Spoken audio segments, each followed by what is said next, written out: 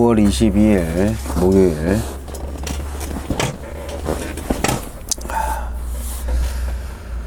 사무엘하 3장 17절로 26절 말씀. 아브넬이 이스라엘 장로들에게 말하여 이르되 너희가 여러 번 다윗을 너희의 임금으로 세우기를 구하였으니 이제 그대로 하라. 여호와께서 이미 다윗에게 대하여 말씀하시기를 내가 내 종 다윗의 손으로 내 백성 이스라엘을 구원하여 블레셋 사람의 손과 모든 대적의 손에서 벗어나게 하리라 하셨음이니라 하고, 아브넬이 또 베냐민 사람의 귀에 말하고 아브넬이 이스라엘과 베냐민의 온 집이 선하게 여기는 모든 것을 다윗의 귀에 말하려고 헤브론으로 가니라. 아브넬이 부하 20명과 더불어 헤브론에 이르러 다윗에게 나아가니 다윗이 아브넬과 그와 함께 한 사람을 위하여 잔치를 배설하였더라. 아브넬이 다윗에게 말하되 내가 일어나 가서 온 이스라엘 무리를 내 주 왕의 앞에 모아 더불어 언약을 맺게 하고 마음에 원하시는 대로 모든 것을 다스리시게 하리이다 하니, 이에 다윗이 아브넬을 보내매 그가 평안히 가니라. 다윗의 신복들과 요압이 적군을 치고 크게 노력한 물건을 가지고 돌아오니 아브넬은 이미 보냄을 받아 평안히 갔고 다윗과 함께 헤브론에 있지 아니한때라. 요압 및 요압과 함께한 모든 군사가 돌아오매 어떤 사람이 요압에게 말하여 이르되 넬의 아들 아브넬이 왕에게 왔더니 왕이 보냄에 그가 평안히 갔나이다 하니, 요압이 왕에게 나아가 이르되 어찌하심이니까 아브넬이 왕에게 나아왔거늘 어찌하여 그를 보내 잘 가게 하셨나이까. 왕도 아시려니와 넬의 아들 아브넬이 온 것은 왕을 속임이라. 그가 왕이 출입하는 것을 알고 왕이 하시는 모든 것을 알려 함이니이다 하고, 이에 요압이 다윗에게서 나와 전령들을 보내 아브넬을 쫓아가게 하였더니 시라 우물가에서 그를 데리고 돌아왔으나 다윗은 알지 못하였더라.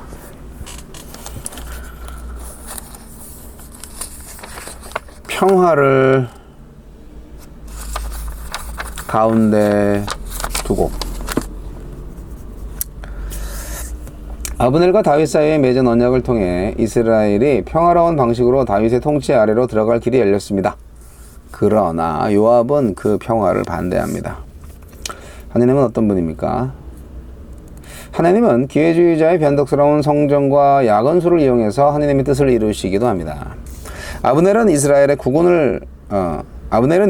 국군이 기울고 있음을 감지한 데다가 이스보셋과의 갈등까지 불거지자 이스라엘을 다윗에게 넘기고 유다의 2인자가 되려 했습니다.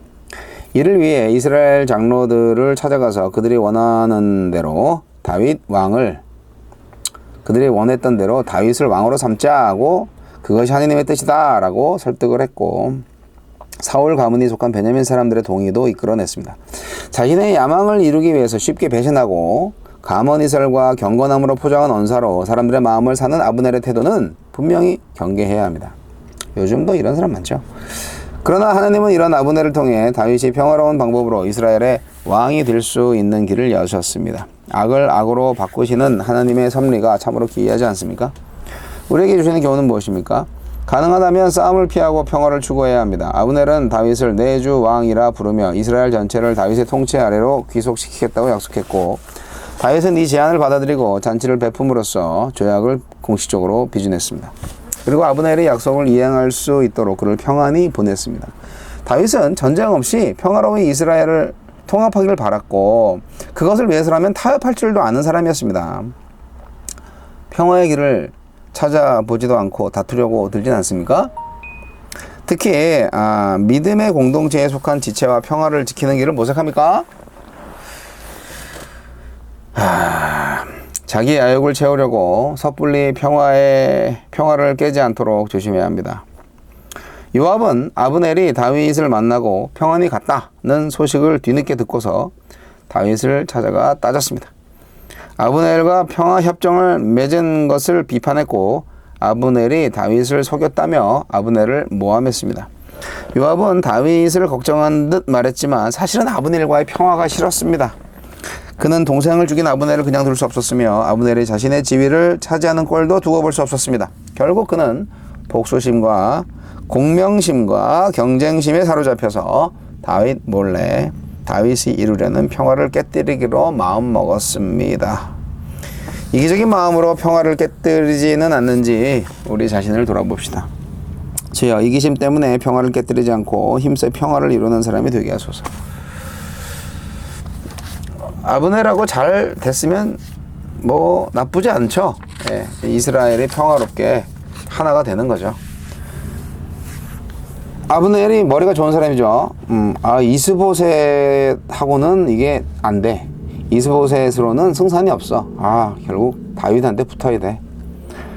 예, 그거죠. 사울의 나라를 결국 다윗에게 넘기기 위해서 다윗과 단판을 진 거 아니겠습니까?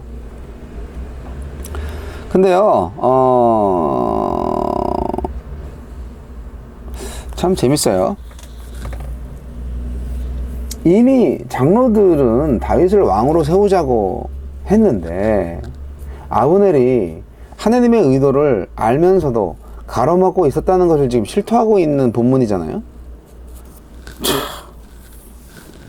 그래, 모든 사람들은 다윗이 왕이 돼야 한다는 걸 다 알고 있는데 아브넬이 지금 그걸 막고 있는 거에 대해서 가만히 있었다는 거죠, 사람들이.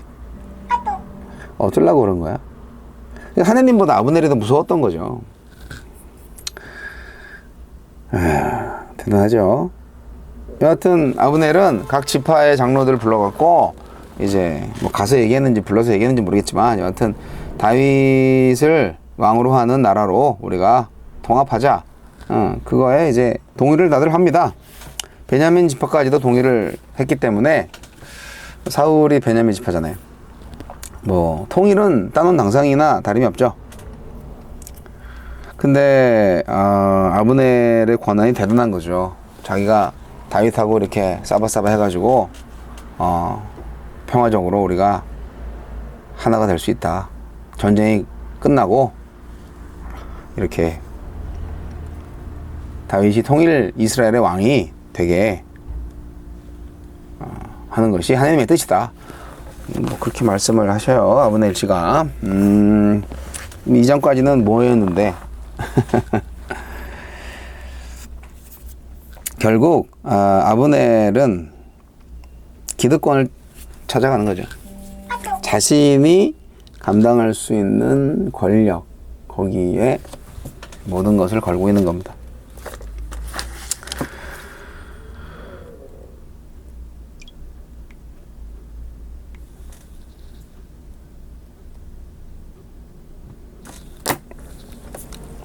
다윗은 근데요, 너무 쉽게 아브넬의 제안을 수용합니다. 다윗답지 않은데요. 다윗이 전쟁이 많이 지친 것 같아요. 예, 그래서 평화 통일을 하자 그러니까 좋다. 그렇게 그냥 바로 수긍합니다. 어떻게 보면 하나님이 약속하신 대로 사울의 뒤를 이어서 자기가 왕이 되는 것이니까 이제 약속이 성취되는구나. 그렇게 생각을 할 수도 있어요. 근데 이렇게 됐을 때 어떤 일이 벌어질지를 좀 생각을 했어야 되는데 요압이 나서서 이제 내일 본문에 나오지만 결국 평안히 간 아브넬을 뒤쫓아가 가지고 아브넬을 잡아서 죽이거든요.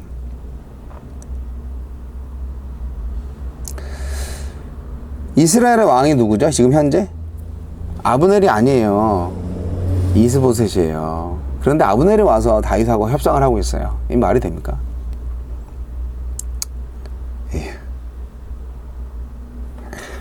그리고 이제 다윗 쪽에서는 요압이 문제였죠. 네, 요압이 다윗왕한테 가서 아주 엄청나게 따집니다. 아니, 내 동생의 원수 아브넬을 그냥 돌려보냅니까? 이게 말이 됩니까? 아브넬이 거짓말장이에요. 다윗왕을 속이고 있는 겁니까?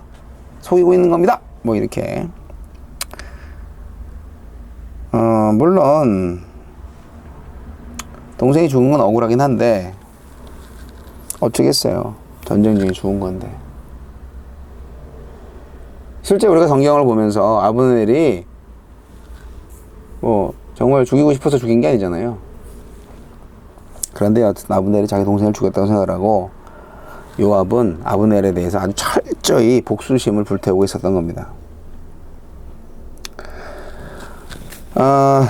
아브넬은 평화적 사신으로 왔다가 간 거고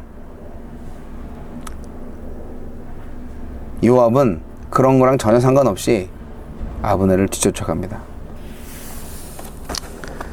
여러분, 하나님께서는요 우리의 실수도 사용하세요.